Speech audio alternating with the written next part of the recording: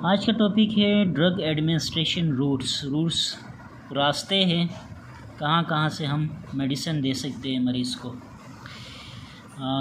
अगर कानून में कोई मसले है, कोई इन्फेक्शन वगैरह है तो ओटिकल यानी ओटिक के ज़रिए हम दे सकते। ओटिक का मतलब ईयर, टॉपिकली इस्तेमाल करते हैं, कोई ड्रॉप वगैरह कोई क्रीम ऊपर से सुपरफिशियली लगा सकते हो। अंदर जा सकते हो इंट्राकोक्लियर तक, वहाँ पे अगर कोई ड्रॉप डालना है, या इंट्रा टेम्पेनिक वहाँ तक दे सकते हो।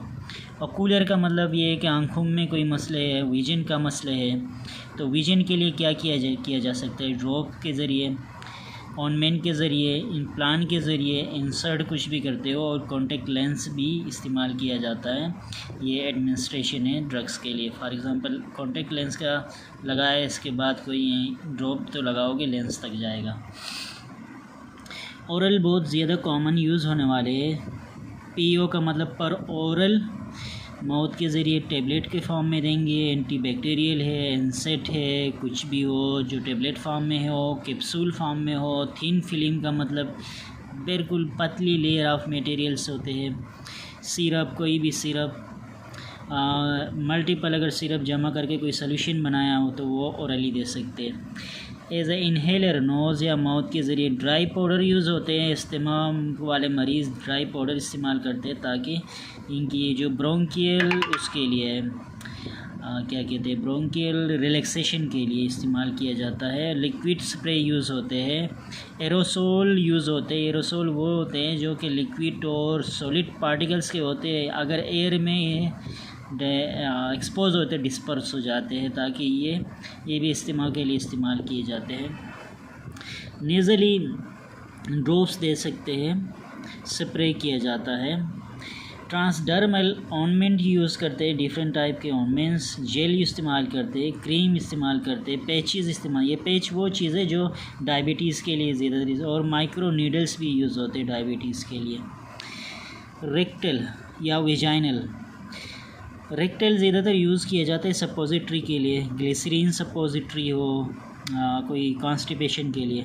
जेल इस्तेमाल किया जाता है, एनेमा टाइप का हो, एनेमा भी जेल होता है, ये कॉन्स्टिपेशन के लिए। और डाइज़िपम, अगर कोई सीज़ ज़्यादा करे मरीज़, सीज़र एक्टिविटी ज़्यादा हो तो डाइज़िपम रेक्टल के ज़रिए दे सकते हैं। या कोई फीवर हो गया तो उसमें कोई रेक्टल दिया जाता है, टेबलेट भी दिया जाता है रेक्टल।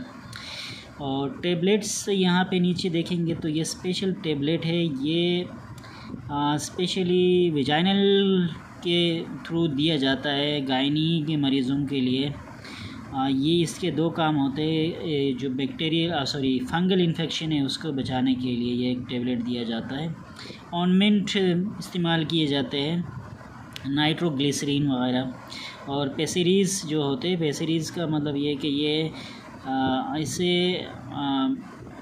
फॉर्म में होते हैं जो कि पर रेक्टल भी दिया जाता है और वेजाइनल भी दिया जाता है। अगर पर रेक्टल देंगे तो उसका रेक्टल का कोई मसला अनस्टेबिलिटी है तो वो स्टेबल कर देता है। वेजाइनल दोगे तो ये यूट्रस को स्टेबल कर देता है। और अगर ये यूरिन के उसमें ज़रिए दोगे तो आपको ब्लैडर को भी स्टेबलाइज कर देता है। अब आगे इंजेक्शंस, इंट्रावेनस तो मशहूर है, वेंस के ज़रिए कोई भी मेडिसिन देना। इंट्रा मसल का मतलब ये है कि मसल के ज़रिए देना है। इंट्रा आर्टेरियल का मतलब आर्टरी के ज़रिए कुछ देना, जो बहुत रेयर कम इस्तेमाल होता है, बिल्कुल कम होता है। इंट्राथेकियल का मतलब सीएसएफ का मतलब कोई ईवीडी डला हुआ है या कोई ड्रेन डला है जो सब एरोक्नाइड स्पेस तक जा रहा है, सीएसएफ तक, तो वहाँ से अगर आप कोई मेडिसिन दे रहे हो तो वो इंट्राथेकियल बोला जाता है इसको। इंट्राथेकियल एंटीबायोटिक यूज़ होते हैं, जैसे वैंकोमाइसिन वगैरह भी इस्तेमाल किया जाता है। और सबक्यूटेनियस तो टिश्यू में दिए जाने वाले मेडिसिन होते हैं।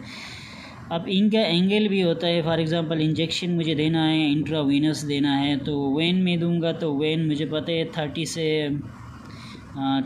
30 की डिग्री में मुझे देना है, और कॉन्गो से मेडिसिन। इंट्रामस्कुलर अगर हो गया तो डायरेक्ट मसल तक जाना है, तो मुझे सिरिंज का साइज़ भी देखना है। ऐसा ना हो कि 1 cc में इंट्रामस्कुलर दूँ, तो 1 cc इंट्रामस्कुलर बहुत कम यूज़ होता है। अगर 1 cc यूज़ कर रहे हो तो सबकटिन्यूस टिश्यू तक पहुंचेगा। ये 90 एंगल से दोगे सबकटिन्यूस टिश्यू और इंट्रामस्कुलर नीडल में डिफरेंस हो तो वो पहुंच जाएगा। अच्छा, इंट्रा आर्टेरियल का मतलब ये है कि सिर्फ आर्ट लाइन जिसको है, आर्टेरियल लाइन जिसको है, वहाँ से सिर्फ एनएस का पॉइंट एनएस नॉर्मल स्लिंग का फ्लश चलता है, बाकी आर्टेरीज से कुछ भी नहीं दे सकते।